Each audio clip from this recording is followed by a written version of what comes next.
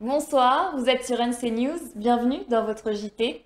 Au menu de l'info ce soir, politique autour de l'UNI de tenir sa conférence de presse à 15 jours du rendez-vous fixé par l'État à Paris. Entretien exclusif avec Alison Carrington, consul général d'Australie, et tour en avant-première dans le minibus de l'équipe féminine de touch rugby. On ouvre ce JT par une page politique. Hier, l'UC a présenté aux médias les raisons de sa participation à la réunion organisée à Paris.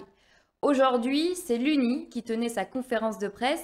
Pour rappel, l'UNI avait annoncé il y a quelques jours ne pas faire le déplacement, une position confirmée par Louis Mapou. Paul Néotine et Victor Tutungoro, qui sont les deux membres du groupe Le Prodo qui émargent au groupe uni, n'iront pas à Paris. Je le confirme officiellement. Alors, la première raison, c'est que c'est un moment important et on aurait souhaité que la préparation soit optimale pour qu'on puisse travailler dans les meilleures conditions à Paris. Ça fait un moment qu'on le demande, on y est pour ce qui nous concerne, toujours pas.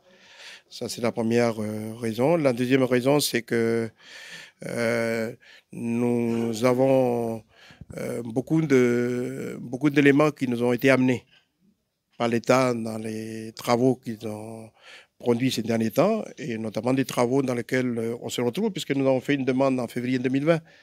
Et nous souhaitions approfondir ces travaux avant de nous engager dans une discussion beaucoup plus approfondie sur la manière dont on envisagerait, dans le cadre d'une démarche en faveur d'une souveraineté en partenariat avec la France, sur tous les sujets qui relèvent du régalien et même au-delà du régalien, parce qu'il y en a beaucoup. Donc, ce n'est pas le cas. Le format de Paris ne nous convient pas.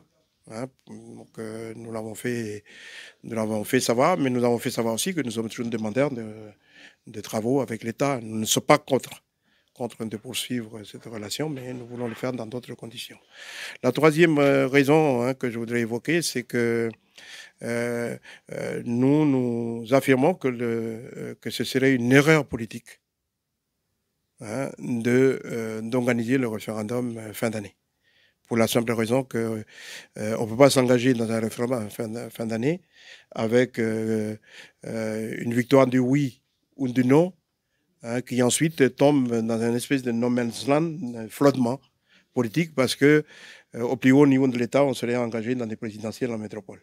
Donc, ce que nous disons, c'est que il faut le dire, le référendum, il faut être raisonnable, ne peut se tenir que fin 2022. Et pour cette raison, nous considérons que nous avons du temps pour travailler. La Nouvelle-Calédonie est bien Covid-free, mais elle ne fait pas partie de la bulle sanitaire avec l'Australie ou la Nouvelle-Zélande. Pourquoi? Eh bien, NC News a posé directement la question à la consul générale d'Australie, Alison Carrington. Je comprends à quel point les Calédoniens ont envie de voyager, de pouvoir voyager en Australie. C'est quelque chose que j'entends presque tous les jours.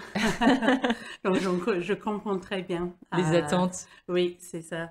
Parce que maintenant, ça fait du temps que tout le monde vive avec la COVID. Mais en ce qui concerne la bulle Trans-Tasman, comme vous le savez, la bulle a été établie au total le mois dernier. Et ça a été une décision de la Nouvelle-Zélande de s'ouvrir vers nous en Australie. Peut-être comme vous le savez, nous avons pris cette décision en octobre dernier, c'est-à-dire l'année dernière, de s'ouvrir vers la Nouvelle-Zélande. Bon, maintenant, ça veut dire qu'on peut voyager dans les deux sens. On devrait faire une quarantaine dans le pays, sous condition que vous avez passé les 14 jours précédents, soit en Australie, soit en Nouvelle-Zélande. Mais la Nouvelle-Calédonie est trop anecdotique pour représenter un intérêt de rentrer dans cette bulle, ou est-ce qu'il y a quand même des discussions qui se déroulent à ce sujet? Mes collègues et moi ont eu des discussions en termes généraux avec nos homologues au gouvernement, les représentants de l'État. Mais pour nous, ce qui est le plus important est la santé et la sécurité. Donc, le gouvernement australien continuera à regarder les possibilités pour une réouverture, lorsqu'il sera possible de le faire en toute sécurité. Donc, ça c'est pas toujours évident parce que même si on est COVID-free ici, il ne s'agit pas juste du statut COVID-free, il s'agit aussi du système sanitaire, du système de traçage, tout ça. Donc, on a encore du travail entre nous deux à faire à ce sujet pour permettre une réouverture. On termine ce JT en sport et en minibus. Et oui, hier soir au stade Pentecoste, l'association féminine de touch rugby a reçu des mains de la province sud les clés de son minibus. Reportage en images de Dylan Bray. L'association Touch Rugby est le tout premier projet financé par le budget participatif mis en œuvre par la province sud et doté d'un fonds global de 500 millions.